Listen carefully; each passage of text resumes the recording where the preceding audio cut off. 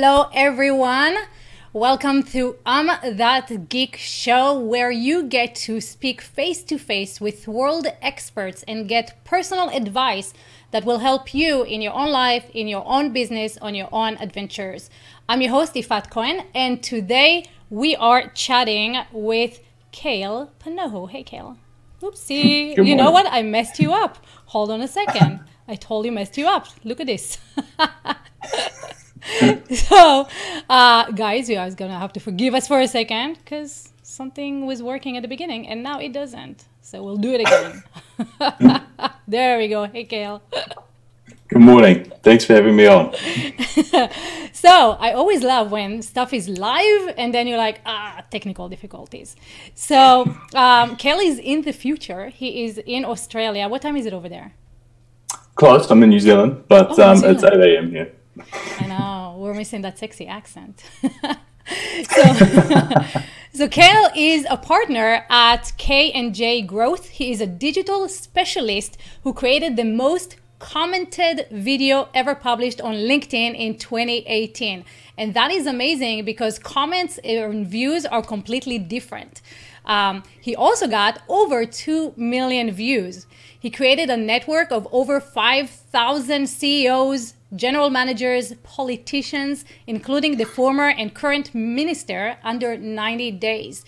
And he put all that system into a guide, a tactics guide, and that guide has been downloaded over 18,000 times. So today we are going to dive into the guide, specifically into LinkedIn, how to go viral on LinkedIn, and we even have a little game that we are going to play. So if you're joining us right now, I got here a little Android box, mini collection, special edition of a little Android little thing. And today we're going to do a little game and see if you can win that. So if you want to win this and you want to be part of our game, then come on over to thatgeek.com/live. Right below the video, there are comments and there is a button where you can join us in the conversation and pick our brain in real time, which is the biggest value of joining us live. So let's dive into LinkedIn, Kale. You are young. You and I were talking before. Yes. Why? You're a little my age, a little older than me. And, and as a young person, most young people, they go into Instagram or Snapchat, definitely not into LinkedIn. So what made you jump into LinkedIn? Yeah, so I'll start probably with the background story and having a look at two things. A big thing for me and always is trying to enter into a market that isn't overly saturated and that's slowly starting to change with LinkedIn. The second part too is a majority of people that are going to buy our products or buy from us at K&J Growth is digital marketing services and to an extent obviously website designing and copywriting, some of the other services that we offer. But those two things combined sort of led me to LinkedIn. One, because there's that looking into getting a lot of traffic from people that have the right sort of personas. And two, you can target very, very well for the people that are likely to buy from you. And obviously people only represent themselves in a very professional manner and light on LinkedIn, comparatively to every other platform where there is a social side of them. Whereas most people will put forward their professional facing persona, and then they'll also more be willing to actually have discussions around business chats and what that looks like. So I like what you say, that a little bit more serious. So for me at the beginning, when LinkedIn came out, it kind of felt very much resume style, and not just resume talk, but also kind of like, because it's all about business, everybody's trying to pitch you something, right? Yeah, well, that's it. So, I think anyone who's on any other social media platform will be used to either receiving something like a messenger bot, an Instagram DM, Snapchat ads, and those types of things.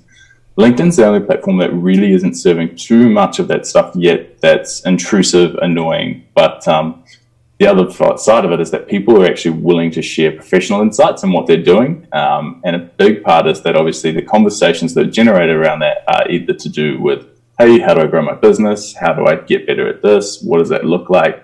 What would you suggest I do in these areas? And for the most part, those conversations usually lead to someone discussing, hey, is it a skill that I can hire from you? Or are you looking for a new job? and vice versa, whether you're an employer or an employee, or someone as a contractor like us, there's a ton of potential sitting out there for people to chat with you and get involved. So would you say people join LinkedIn with the purpose of hiring and, and selling? That's like the main focus of the platform? I'd say the majority of people that come onto LinkedIn and start there is they're looking for a new job. Most people want to have an online professional resume, and they're not really enjoying their new job, or they're trying to scope and see what's out there. The other sort of 10 to 15% of people on there are people that are like recruiters or employers looking for the right person. And so it goes maybe like 80, 15% of those, and then there's the sort of 5%, maybe even a little bit less, 2 to 3% of people like myself are out there who are contractors, who are either looking for new work, trying to grow their own personal brand, or trying to actually set up something that gives them a professional light where they can gauge speaking gigs and those types of things as well. Okay, so you started a business. Tell us a little bit about that. So you started a business and you're like, how am I going to grow this? And even though everybody says Facebook ads, you're like, no, let's do LinkedIn. I think it comes back to two things. And the way that we look at when we're working with clients is, okay, cool. Firstly, what's the market area that you're in that's being saturated by competitors, but it's going to cost you a lot less to attain a new lead, to find someone who's willing to jump on, and where they're going to convert the best. And so K&J was founded, K&J Growth, which is our marketing company, was founded in 2016. And then at the start of 2018, I sort of wanted to find a network that would to just other CEOs, people to learn from. A big part of what I did and how we ended up connecting with people is I managed to speak with people who were even from right down employee level to admin executives to right up to GMs and the CEOs themselves. And the big thing that I did take out of it was getting book recommendations. But the other part of it was obviously this learnings, but the ability to jump into LinkedIn and grab these types of people out. And as a marketing agency and someone doing it, the cost per acquisition is very, very low. Organically, I managed to connect with obviously 5,000 plus people who are in senior positions, and ended up being connected to the Prime Minister of New Zealand themselves. And then the second part that comes with that is it just wasn't saturated, and there's people who are not doing it yet. And I know now people are getting a lot of horrible messages, which is partly my fault, but there's that automation that's going on as well. So when Kale says it's partly his fault, his guide of how to send private messages for people has been downloaded over 18,000 times.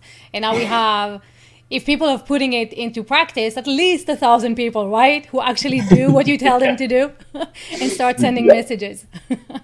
Yeah, well, that's it. So I've the guide that I wrote, it's a big one. It's sort of just over 50 pages, and it's pretty in depth in terms of telling it and outlining exactly what I did. But a key part of that is how they connect with other people, and some of those scripts that people have been using have been sort of abused in the wrong way. So I've been on the receiving end of my own business messages, which is interesting. So let's talk about that, because that is, I think across the board, the biggest thing is, for me, for example, is don't produce so much content, but connect with people. And that's exactly what you started doing.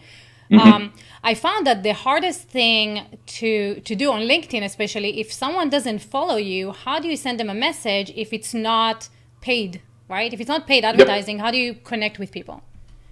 Yeah, cool. So the thing that most of us will see is that there's two parts to this conversation. One is connecting with people authentically, and two is connecting with people at scale.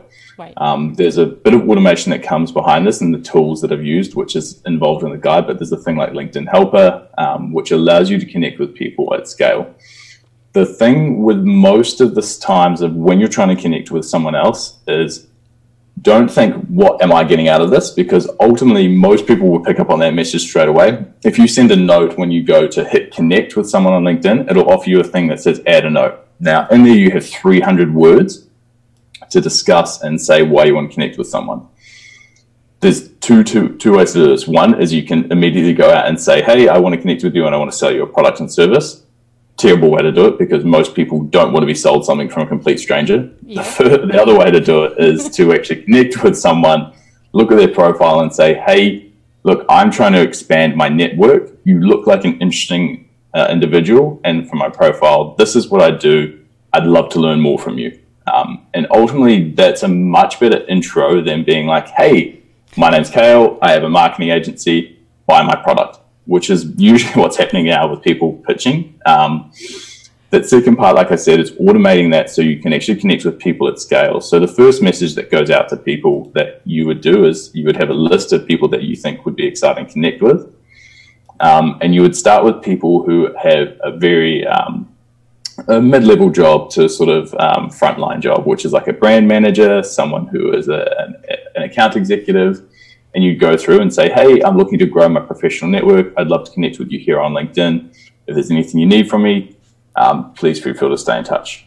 Once you connected with those types of people, you'll then have second connections with a lot of people who are in the senior management. And then that comes into connecting with people who are marketing managers, people who are CEO or execs.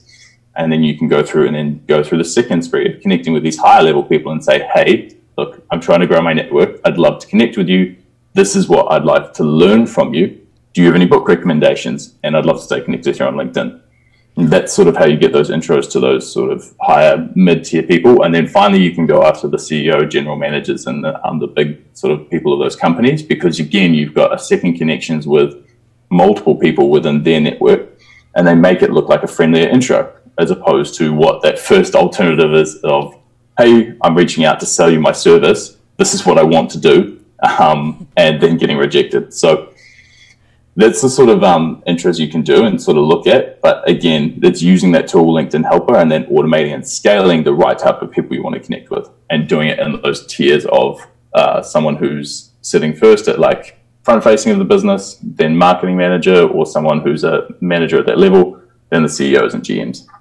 So, I love what you say about that connection, because this is exactly as if you moved into a new town and you didn't know anyone, and then you went to a networking event or like the Chamber of Commerce and you said, hey, I want to get to know the president of the Chamber of Commerce because I want them to refer me to something, right? And rather than going like, okay, where's the Chamber of Commerce, where's the president so I can pitch in my services, you start going like slowly trying to see how you can benefit everybody in the chamber. And it kind of goes, kind of like in real life, right? Well, that's it. I think that there's two things for most people in the way they interact. One is that if you're polite, people reciprocate politeness. And the other part too is that if you do someone a favor, more often than not, people want to repay favors. So the thing is being kind and reaching out to someone and saying, hey, I know you exist. I think you look like a professional I want to be involved with. Let's stay in touch. And then you send that person a message about staying in touch, then of course they want to talk to you. If you ask them for a book recommendation, they're going to give you a book recommendation. The key thing to doing that is that if people ask you for help, be open to reciprocating it. Don't always consistently just take what you want. And so that's the key thing that I learned out of this experiment. I totally agree with you. And it's very, very interesting to see how many people are coming in and going like, okay, what can you do for me? Right? And it's very interesting. Most of the messages that I get on LinkedIn are kind of like that, right? Like, hey, actually, I got to tell you this one because it's funny. So this lady sends me a message and goes like, hey, here's nice to connect with you. Here's my secret weapon of growing your business. I've done it with 2 companies and I've grown their business. Here's my video. Automatically, that secret weapon is going to be something funny, right? Or somebody to sell to you, right? So I go and I check it out, and her secret weapon is podcast. I'm like, okay, not secret. Yes. Totally not secret, and definitely not like the like way back when John Lee Dumas started. It was great, right? Now it's harder to get into the notary and worthy and notary. So I'm like, you know what, this is great. But I love live video because A, you leverage the live algorithms, and B, now you have a video, you can grab that content and make it into a podcast. And she goes like, but everything starts with podcast first. And I'm like, how so? Right? Like, no. So I'm like, actually, did you see Frank Kern? Have you seen that, Kale? Frank Kern's video where he shows that he made more money with live video than he did with Facebook ads? You see that? I'm not surprised. No. So I'm sharing that with her, and she goes like, I hate Frank Kern. That guy's, like, why are you trying to sell me something? And I'm like, no, you approached me with your secret weapon. I'm telling you, it's not so secret, and my opinion about it. And now you're defensive of like, why are you trying to sell me something? And I said, it's very funny how everybody approaches everyone on LinkedIn and on social trying to sell them. But when it's reversed, it's kind of like, hey, you trying to sell me something? Yeah, and that's it. I think that people, for the most part today, one, have a bevy of choice in terms of who they want to try and connect with and how many people they can go through. And for most people, it seems to be a numbers game, right? So they might get 99 rejections and then one will say yes. And so like, cool, I've got a 1% conversion rate. I just need to talk to another 100 people, burn through 99 of those contacts to get to the one who's going to say yes. And ultimately growing a network and growing a business like that it's short-sighted. Yeah. And yep, they'll make profit in the short term, but the long run it's not an ethical way to do business. And so you get those people who are just fully in it for themselves, and then put the rest of us and the others who are trying to do a better job of it at risk and putting some pressure on us. Yeah. So the biggest concern that people are coming into LinkedIn is probably like, what do I look like? Right? Like, do I need to have 500 plus connections before I start reaching to CEOs? You say yes? Yeah, cool. So I'll answer that very, very briefly and honestly. The idea for what it is, and this is something I picked up initially, is that people are receptive to connecting with anyone who reaches out to them. It definitely helps if you have other connections that are linked to those people. And if you're starting out with a LinkedIn profile that has 100 connections and you're trying to connect with the CEO or the GM of like Burger Fuel or some of those higher companies, which I tried to go after, you're probably going to get a no because one, this person doesn't have a clue who you are. They have no other connection to you. And you're a stranger pretty much trying to pitch them something. And for most people, they're just used to getting burned or getting annoyed by people like that. So starting out and tactically, if you're someone who is trying to do this, and I'll go into some details with this, is that your goal, if you're in an industry that I'm going to use engineering because I've got a friend who's in engineering and wants to scale their business up, your goal should be to connect with other front-facing engineers. So that's someone who's maybe at a junior level or someone who's at a mid-tier level. You go out and find someone with the title on LinkedIn, and then you would go, okay, cool, this person is product engineer. You would connect with those people, and you connect with as many people across those companies around New Zealand. One, by doing that, you're going to have a network of people who are interested in the exact same things you are.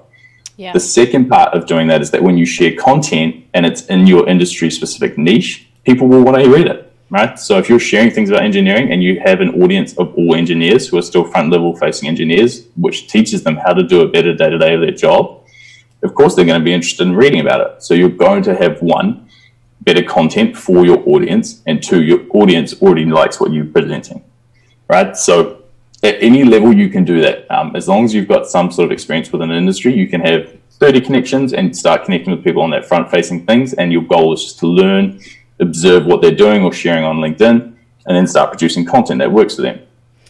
Once you've got that list up, and you can do this using LinkedIn Helper and automatically scaling and finding those people. But once you've done that and you've got a connection list of 500 people, the next part you would go is you'd go, cool, all right, I'm looking to connect with engineering leads, or I'm looking to connect with product engineering managers or engineering managers, right?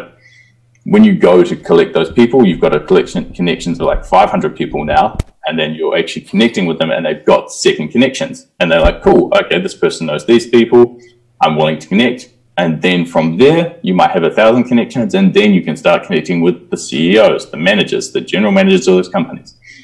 And it scales up because, again, people buy from people they know, like, and trust. And if you know someone else that they know, they've probably got a good chance if they like that person, then they know that they might be able to trust you. And so that's sort of that scaling process of connecting with people who are at the same tier as you or the same level as you, who are interested in the same things, and then consistently scaling up. And it's the same way that most networking works. I love that. I love that because, like you said, it's a long-term game, and relationships and really, really good relationships take time. You know, you don't build a relationship in a minute, and that's why you said 90 days. Yeah, that's exactly right. Right. And so guys, if you guys are wondering what guide are we talking about, you can download that guide if you go to imthatgeek.com/live. Right to the right of the video, you'll see LinkedIn virality, and you can download the guide from there and just walk step by step. Everything that Kale is talking about, all his system, everything is right there. So click on that link. You can download it now, and we're gonna go into user interaction. So thank you, Elizabeth, for watching us, and Cheryl, and everybody here on Zoom. If you guys want to join us, this is the link, imthatgeek.com/live. And I want to say good morning to Margaret, who's joining us from Australia, and it's 5 a.m. over there. So I don't know if you're going to join us on video because it's 5 a.m., but we would love to have you. And so when we started, I said we're going to give away this little Android thingy, and we're going to give it away randomly to test one of Kale's mathematical theories of LinkedIn algorithm. So let's talk about the algorithm, then tell you how you can win this. Hopefully you guys are going to do that, and we'll be able to test the system. So you figured out math of what it takes to get 100,000 views on your videos, on your posts on LinkedIn. So how does that work? Yeah, so I'll jump back to the concept and things that I want to leverage initially. So there's a very, very smart guy named Josh Fetchter. He runs a community called BAMF, which stands for Badass Marketers and Founders. And he initially found a little thing where he tested some of his own posts and concepts, and he found that roughly the number of likes equated to about 168 views on his thing when he was doing his content. And so I thought, okay, cool. I'll leverage some of his learnings and try to do that with myself. What I wanted to test when I first initially did this is, one, how many comments generate a view, and then the other part too, how many likes generate a view, or what a like and how many views are generated from that. So to calculate this, and I went back and I sort of started connecting with other people who have had content that's been content that's been viewed over 100,000 times. I was like, hey, I'm looking at trying to figure out an algorithm, or the number per likes that you'll get. If you get a number of likes, how many views you'll get, and how many number of comments. And so it worked out to find out in 2018 that you could get roughly per like, you get 108 views. And so that's one of the key concepts we came up with. LinkedIn's algorithm consistently builds as it gets more and more popular. And in 2019, LinkedIn's like, cool, there's a lot of more clickbaity type video, virality type stuff on there, and from people like us, probably sort of ruining the platform. But content-wise, what we found is that now it works out roughly, so per comment, you'll get an equal equivalent to about 108 views.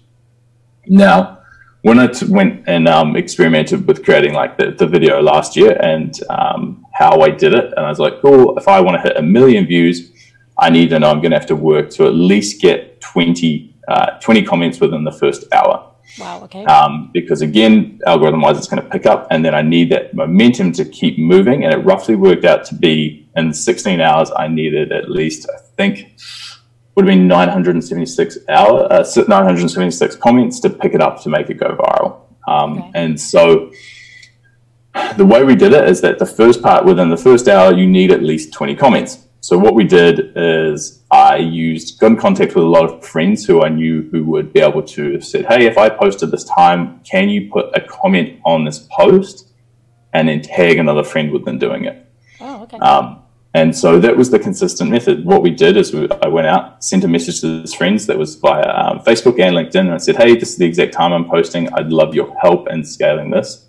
What can you do is just pop a comment on the post of the video, tag someone else. And then so within the first hour, I ended up getting 34 comments. And then obviously, as you guys know, then the story sort of spiraled out and ended up getting over, I think, 16,000 comments and maybe even some more likes than that, which ended result in that 2 million. You had views. like 18,000 comments and more. Yeah. So there was a huge number there, and that sort of kept blowing out. And the thing is, too, it all led to the guide, which we probably had maybe 30,000 people visit that page to download, and then 18,000 people ended up downloading it. So it ended up going obviously bigger than we expected. And then I ended up having LinkedIn reaching out to me and saying, hey, we'd love to share some of your content on on our social media channels as well.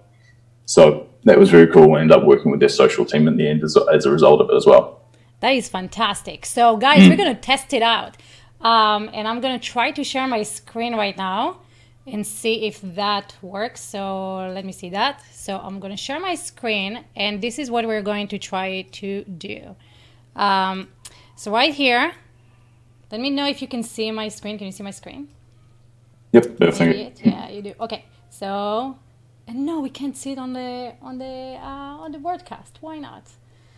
This is lovely. Okay, so if you guys on the show, what you see on the screen is that a post that I'm going to share right now on LinkedIn, and it's basically connecting to our show right now.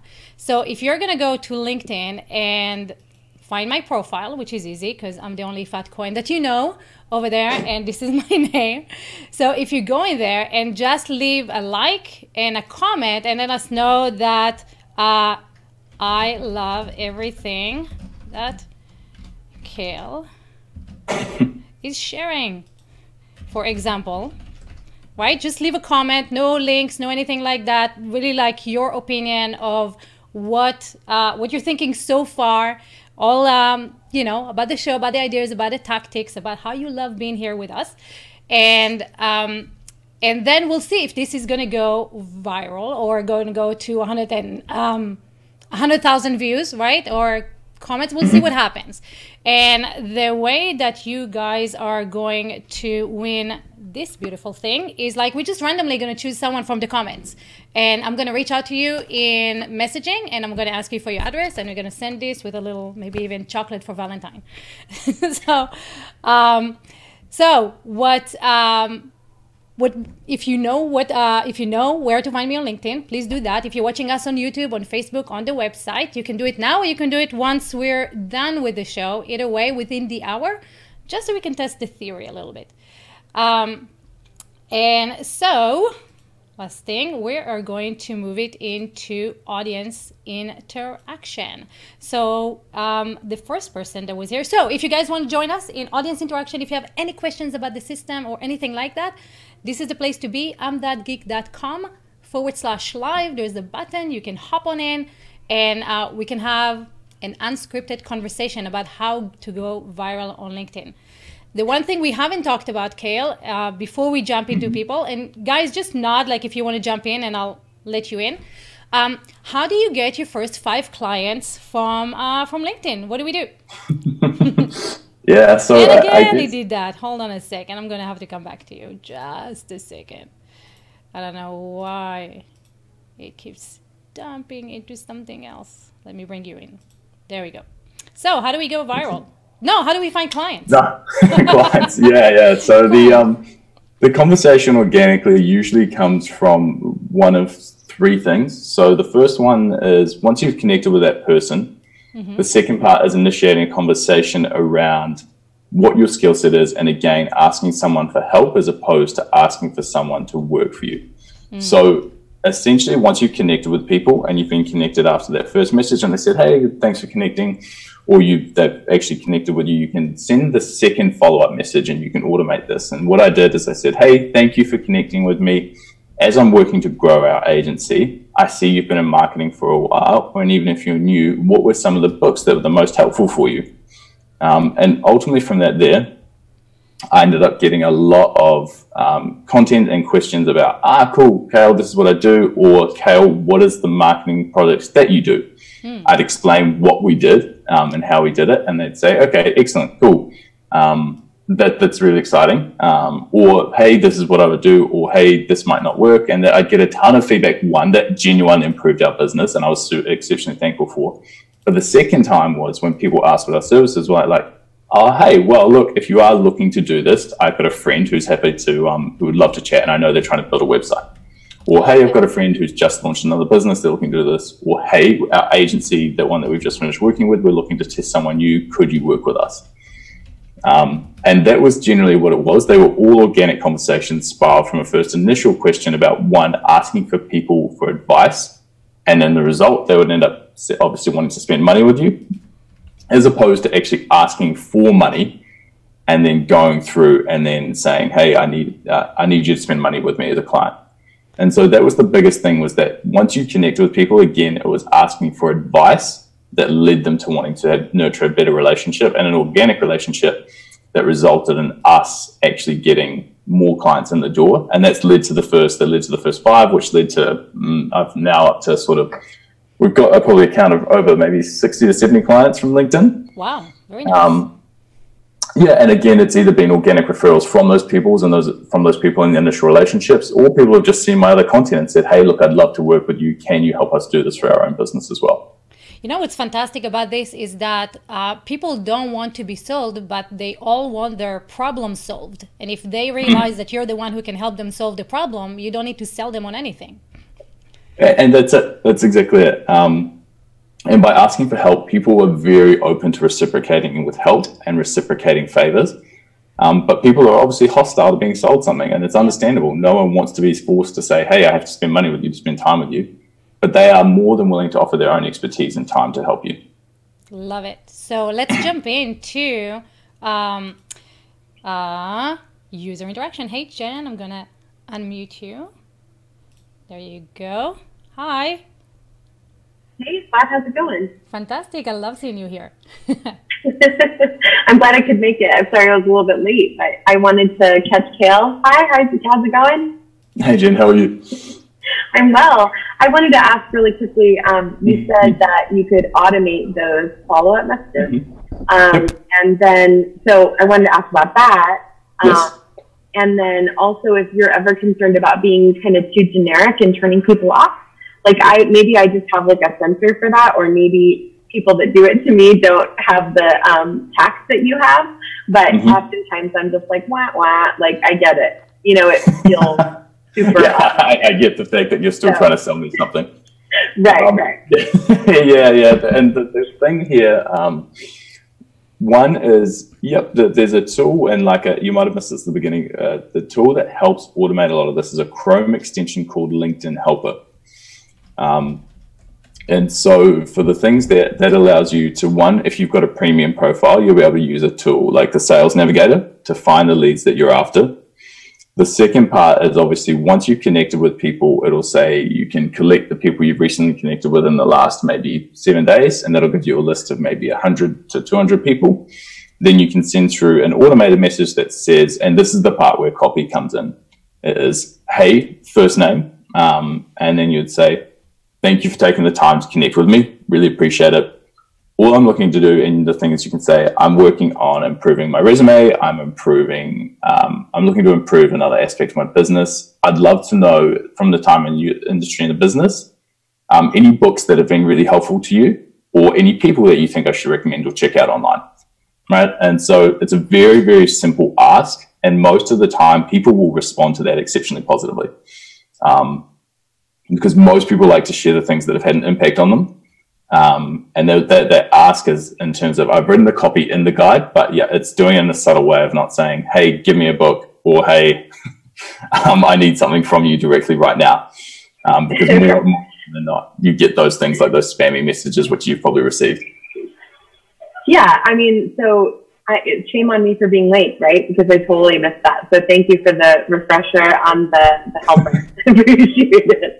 Yeah, no, you're more than welcome. Just download that guide and you should be more than enough. It's a long one. It's 50 pages. So it goes into a lot of detail for sort of the psychology and the way to write that copy.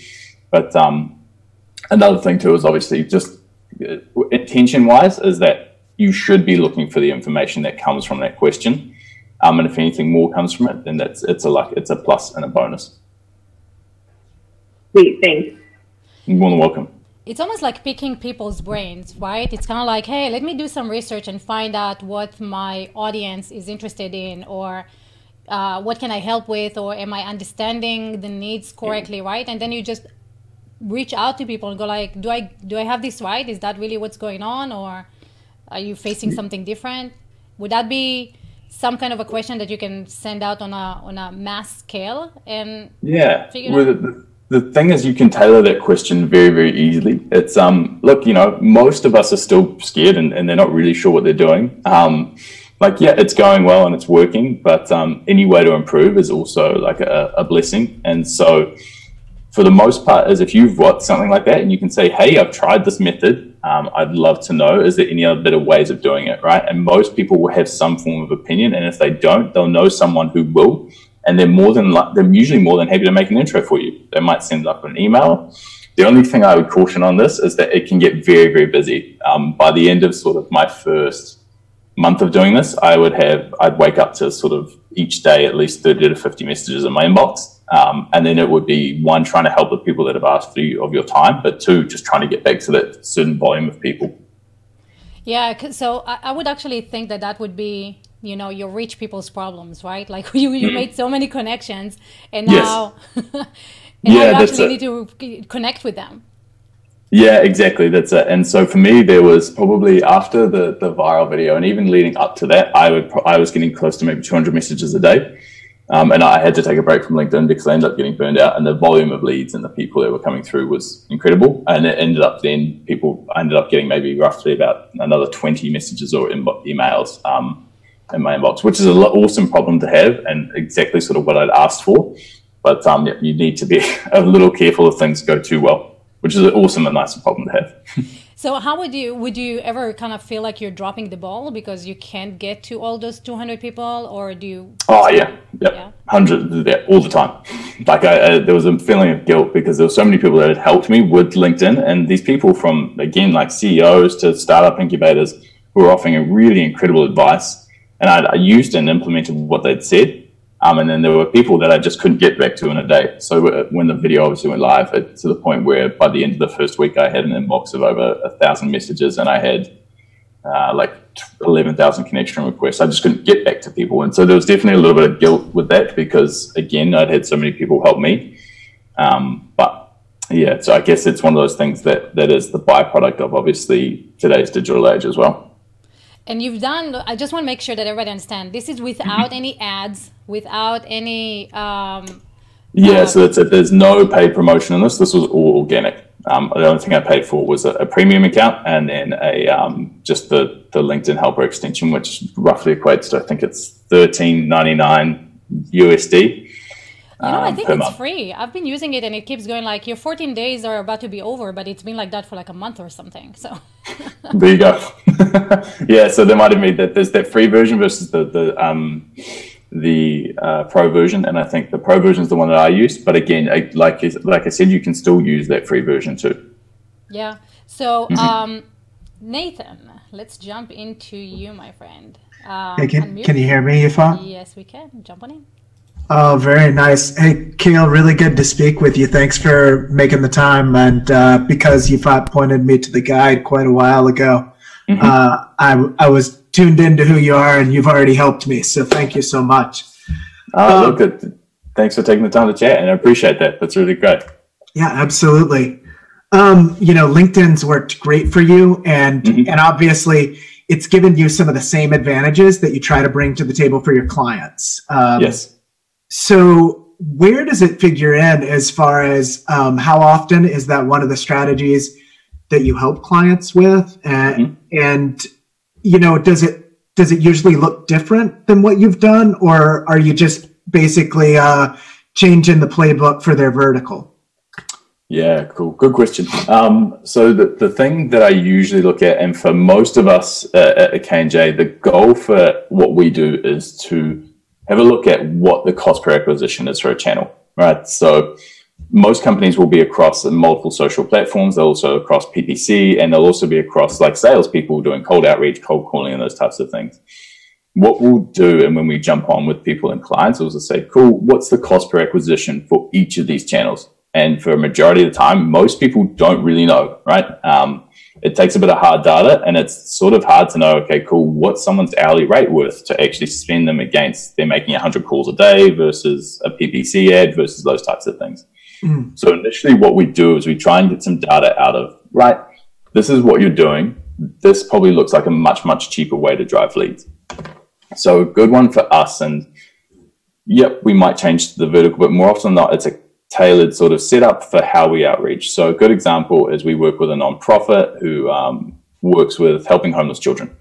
And so for them, a big thing is, one, the implementation of the education programs that they use and for how they raise money. The second is obviously raising money from charity donors.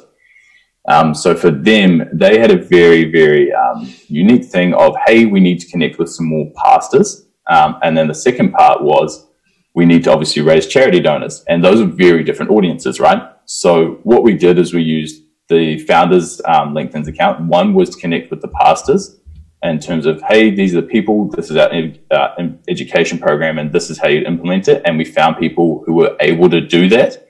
The second person's account, what we used, which was Val's, she was able to find donors. And what she was doing was targeting large companies that had a position and tax-free breaks to actually work with people and non-profits to offer money and charities to, right? So you would take a two-pronged approach, but for the most part, it's obviously scoping what's the most important part for these people and what it looks like.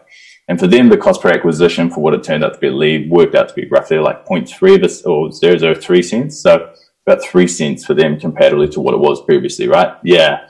Because again, all they're paying for is LinkedIn Premium. And then the goal was obviously just that outreach. And so previously from like PPC campaigns or those other areas, it was like, cool, well, look, you might be paying $1.20 a lead. Let's drastically reduce that and find the best place to do it. Awesome. Thank you so much. Yeah, no, you're more than welcome. What vertical or what are you doing in your area? Are you marketing? What does it look like for you? It looks like marketing, a lot of, and funnel copywriting, really most of the time, with a focus on Facebook. But you know, I kind of can't get stuck there as far as traffic generation. And you know, right now working with some of the things you were saying sounded really familiar as far as the niching, like pastors, and now I'm working with a B2B audience, and Facebook makes no sense. You can't even find out, and people will never identify the right way for the people that we need to target. So it's been email and you know, looking at LinkedIn, because I'm very incentivized to drive some things for this venture. So yeah, excellent. Okay, well, nice. Let's stay in touch, and thanks for taking the time to read the guide too. Yeah, thank you so much, Kale. And I'd love for you, you know, to put the guide into use and then come back and be like, look, I've tried this, you know, it's working. I got some questions. That'd be totally okay. I think Kale will be excited to hear back some feedback, right, Kale? Yeah, of course. So one of the things in the guide, and we're talking about scaling, right? It's the same message to everyone, right? So if you're sending the same message to 100 people, how do you make it so, and it's kind of like what Jen was asking, right? How do you make it so that it is personal the second time you send it around, right? So like if you, or maybe you don't send the second time on scale and the second time is just one-on-one. Yeah, so I'll work through the sequence for how it would work and what it looks like. So the first part is you set a list of the industry of the people that you want to connect with and what that is. And then secondly, from there, so like let's say I'm targeting marketing, or what I was doing in that scenario is I want to connect with these people, and then they all live and exist within marketing. I'm going to connect with them, and when I connect with them, I'm going to add a note that says, hey, looking to grow my network, right? Wait, but that's manual, right? That's not at scale. That's one by one. That's at scale. You can use LinkedIn Helper to do that. So you can automate that outreach and do it itself. Okay. So that's the first part. The second part is after they've connected with you, you've now got a list of people who might have connected with you within 24 hours, 72 hours, or who are your most recent connections. Okay. From there, what you would do is you would send and set up your connection. After you've got this connection, you'd have this list of people, and you can then send out the automated message. And the part that comes with that is in LinkedIn Helper, you can use and say, hey, first name. Almost all LinkedIn outreach, if they're doing it poorly, is most people will send a generic message with, hey, text. By recognizing someone's name and then knowing who they are, then you can actually have that there. And that's the quickest way to obviously do that. And that's at scale again. And that message is generally applicable. Like books are something anyone and almost all of us have, a universal. Yeah. The second part too is like quotes. You can ask about quotes. And then the third part, again, on top of that is you can then go through and you can, if you've got people you actually just want to message and you want to do 20 messages a day that you send out, you can just create your own custom one for some form of advice. But almost always you create advice that's specific to that niche. And that's very, very useful for the people because they're able to respond to it because they already work within that area or industry. So can you choose the people that you are going to send messages at scale with the helper? Yep, you can. Okay. Again, it gets a little bit. So if you're going to do that and you're looking at it, it'll give you the people with 100 and it'll show you the list. Once it's collected those, you can go through and then just untick the people you don't want that message to go to. Gotcha. Okay, that makes it a lot easier.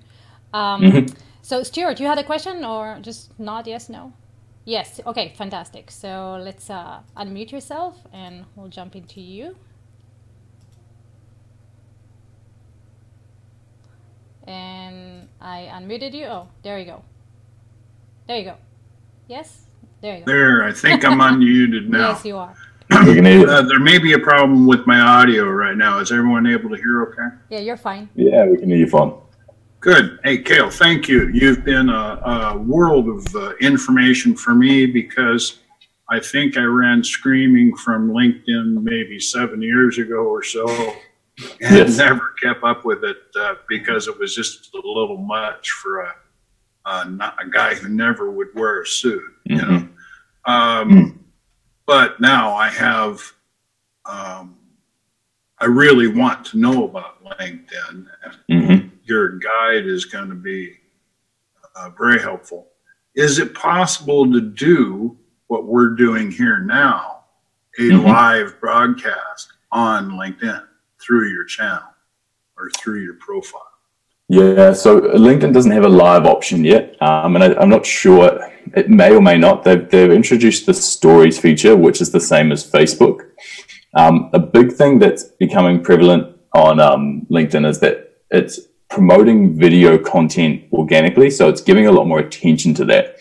So a thing that I've noticed is that people who are using video content and recording something like this themselves and then posting it up and sharing it, generally are performing a lot better with that type of content. And so if you're someone who works better by video and not so much as copywriting, and you want to share a photo of self of what you're doing now and sharing that type of content and speaking, that works really well too, because it's become a very diverse platform. Excuse me. Yeah, of course. When someone does, let's say I make a video of some sort or another, and I post it to, generally we would post to YouTube Live or something like that, and then take the code and put it on a site. Is that system in LinkedIn roughly the same? Yeah, not yet. There's no embedding. The YouTube video is what I'm saying. Yeah, I know. Yeah, so in terms of being able to embed that on your site, there's still not much there yet for LinkedIn. It's an unraveling thing. I talked to their social media team at the end of last year, and it's some of the implementation that they're looking for the late half of this year. Okay, so you make your video and then you post it directly to your profile. Yep. At that point. Yep, that would be the best way to get video content out. And you can drive your message. At that point, do you find, this is going to sound a little odd because it's in my niche, but do you find the political world active within LinkedIn? Yeah, so a key thing that I also wanted to do with this experiment is, yes, to answer in the shorthand, but again, I ended up connecting with the Prime Minister of New Zealand on LinkedIn. And there's a large political profile where most of these people are spending their time. It'll be Twitter and LinkedIn, because they see these obviously as business profiles, but they're able to influence those audience of the larger CEOs and GMs and voters for what they're after. So there's definitely that ability to actually target people via political parties. And you can see too, obviously, who those people are because they're listed as politicians on the platform. Yeah, my broadcast, the second half will probably be an interview with a politician of some sort, all aimed towards the idea of the viral attack on the United States and other countries. So it's Nation Under Attack will be the name of the service, and then we'll go from there and come up with other things. But information first. Excellent. Thank you. I'd love to see it. I'm going to be absolutely fascinated by your guide. I'm sure of that. And I'm going to have to get a hold of the Greek geek here a half a dozen times for her to explain something for me. Oh, look, you're more than welcome to shoot me a message as well. More than happy to chat. And I'm looking forward to see Attack on the Nation. So thanks, Stuart. And so Matthias, and then Nathan, and then Robert. Guys, if you have questions for Kale, we got a few more minutes. You are welcome to jump on in. So Matthias, can you unmute? Am I saying it right? Am I saying your name right? Yes, no. Just unmute. Okay, let me unmute you. There you go. Can you? Okay. Yeah. It's Matthew. It's this French spelling, but it's basically just Matt. Hi. How you doing? How you doing? So I wanted to ask about you're talking about when you coordinated people to comment on your post to make blast off, essentially. Mm-hmm. You're talking about it's really important to get at least 20 comments in the first hour. Yes. To get to sort of trigger LinkedIn's algorithm. Yeah, that's it. And then did you have to make sure people kept commenting, or did it sort of have an organic growth after that? Yeah, so more often than not, so I've done this now. We've hit 13 clients that we've done this with, and usually within that first, those first 20 people commenting, it's almost all organic. We've done it for the longest we ever did was for 2 hours to focus on it. One, it's just too difficult to coordinate more people than doing it over more than 1 hour. But the second part is that most people, once they've seen it, if there's a good call to action on the copy in the post that triggers someone to comment, it'll follow on its own route. And so you'll get a huge variance in terms of what people end up commenting or what they're doing. But yep, ultimately it's usually works out to be that sort of lever from there. So do you have any idea why one went to 15 or 18,000 views and others cap off at a high amount but lower? Or so that's those in the variance between someone that might end up at 100K versus someone that it might be 15,000 views. Is that what you're asking? Yeah, basically. Yeah, so there's a couple of things that come into that. There's this particular copy for what people comment on. Someone pops like an opt-in for a call to action on a copy saying, hey, comment to get X, Y, and Z guide or something like that. And if they say type I'm in, LinkedIn has a few keywords that it looks for in comments that says, okay, cool, this is a generic comment, or someone's using this as part of their thing to get more traction. Trigger it down and pull algorithm down on those posts. And the other one is if it's not longer than 3 words in terms of within like their normal range. So like if it's got to be at least 3 words for it to go a bit further, but usually anything less than 2 words, and LinkedIn's like, cool, algorithm-wise, I can see that it's not an actual useful comment. Interesting. So, okay. Yeah, great. That's the thing to look out for. Thank you so much. Wow, that is such a great distinction, and I love it because it really separates the spam and the bots from the real interaction. That's fantastic. Yeah, that's it. Yeah, so you just got to make sure a very authentic call to action, or at least one that's an uncommon one. And that actually gives you a little bit more of a boost for 18,000 comments that were actually substantial and not kind of like, hey, this is cool. Yeah. That's why I was very careful in terms of choosing the copy that I used. Love it. Nathan, jump on in. Unmute. There we go, Robert. Can you unmute? I'll unmute you. There we go. Are we good now? You got me? Okay, thank you. So another question, and you just mentioned, some of the triggers and things that LinkedIn's looking out for. Mm-hmm. I know that officially LinkedIn Helper is definitely on their list of no-nos. Mm-hmm. So my question is, have you ever had an account banned or throttled? And, definitely. What happened? Yeah. So there's 2 sort of APIs and there's 2 sort of extensions that people are looking for. One's Duck Soup, the other is LinkedIn Helper, and the way those automations run. The way to get around that, the first one is when it got banned, we got an email saying, hey, this account's temporarily restricted. And it's like, okay, yeah, cool, I can see why that is. The thing is that if you can run any of these extensions, but it's got to be from the similar or at least a very local IP as to where you are consistently living, right? So they're okay. They'll probably detect if anyone who's got sort of activity over 70 to 80 connections a day, that's sort of like they're okay. They're sort of like that. If you're roughly hitting like 150 a day, then there'll be detection on your account. The other one is that if you've got someone like me who's managing your IP, or who's doing it from my IP in New Zealand, and then who's actually posting and doing your automation running from there, then it's like, cool, that person lives here, but they log in consistently in Dallas, Texas. Then I can sort of see exactly what's going wrong there. And so it's checking for the IP for which people are logging in on to go through.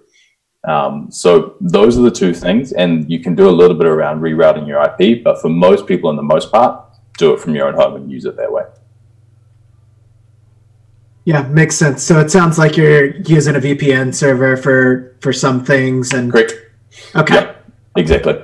Yep. So for clients, that's what I do. And then obviously there's a few other workarounds, but again, it's a specific case. But yeah, look, flick me any more questions. More than happy to help with that and give you some specific details on it. Really appreciate it. Thank you again. Anytime. Dude, this is kind of like behind the scene, total like badass tactics of how to go and use LinkedIn algorithm. I love it. Mm-hmm. Last question from Robert. Let's see, Robert. I'm gonna unmute you. There you go. Hello. Ready? Hi, Kale. How are you? Robert, how are you? I'm good. I sort of grew a following on Facebook. Mm-hmm. Not intentionally. I sort of in the back of my mind, I knew they would appear. I just went on a mission, I'm still on that, to reach out to people that who what they were doing and what they were saying resonated with me. And I did this through live streams from the comments. And my comments were often paragraph size or multi-paragraph. And I just took whatever was in my heart and threw it in there in a way that in a way that used kindness and empathy and compassion to support the host and the guest. And I became friends with all these people. And about 3 or 4 months in, friend requests started pouring in, sometimes 300 a day. Wow. And I had to turn off that notification because I came to dread that sound because it could come at any time. And sometimes if you say, okay, they look good, they start chatting right away. And it doesn't matter what time of day it is. Yes. And it could be a struggle to say something pleasant in a greeting. Now, that's just who I am. I like to reach out to the heart, and my reason for doing this is I felt that there was a need amongst the people that are leading the way, helping people, making a difference. Just like anybody else, they need to know, they need to hear this from people in an effective, and honest, a heartfelt, genuine way. That they're making a difference. People believe in you, and people love you, and I've sort of been like a cheerleader. That's what I feel like half the time. I never had any thought of making money. Now I'm leaning towards making money, and that's through courses. I bring that everywhere, though. That's what's won me the most friends. Is I take emotion to places it's not commonly welcome. And so, Robert, do you have a question of how to use that in LinkedIn, or do you have a specific question about that tactic? People, well, what I do, I do connect people to. I call it loving on people. Other people call it networking. How to monetize it in a way that keeps it genuine. Yeah, there's two sort of things that I'm looking at and hearing from what you've just given me feedback wise. Is one, if you're looking to monetize an audience, there has to be a product that you want to sell with that. And the first thing is that if you're creating that level of engagement and reaction, what I would suggest is creating an online course that outlines exactly how you've done it, right? That says exactly, this is the specific tactics, this is how I did it, and this is what this looks like. The second part then is using that to monetize that from that audience that you've already generated, right? and pulling that in from either LinkedIn or from Facebook or whichever the platform that you're using that on. But that would be my biggest suggestion, is that if you've got a skill like that, teach people what those emotional levers are, what those keywords you are that treat people and make them think and feel the way that you're getting those reactions. And then the third part is obviously teach it in a very deliverable and easy manner so that people can adopt that and use it. And I would look at that as being a very, very core skill that you've got, because if you can generate that much attention and demand, then you've got a very, very, very, very strong networking skill or copy that you're using to actually generate that feedback. Yes. It's I guess it's just me being me and working. I call it working within my purpose, because I'll do it all day. It doesn't feel like work, and there's a lot of joy generated and a great deal of fulfillment every day. I never focused on, I never even thought I'd have to make money from it, but circumstances change and it's required to, so how do you, because anything I do is right from the heart, and I reach into people's souls and connect with them. And I have a deep love of people, but I also have a deep need to love people. And that was the main reason I did it, is because I live with depression, and it's made depression very easy to manage. And I experienced more joy last year in 1 year than I had the previous 50. So it's the way I'm going to live. So I just wanted to thank you. Excellent. Just for putting it, for being here and for helping us. That I do. It's when I do actually focus on something like that, and I know it works.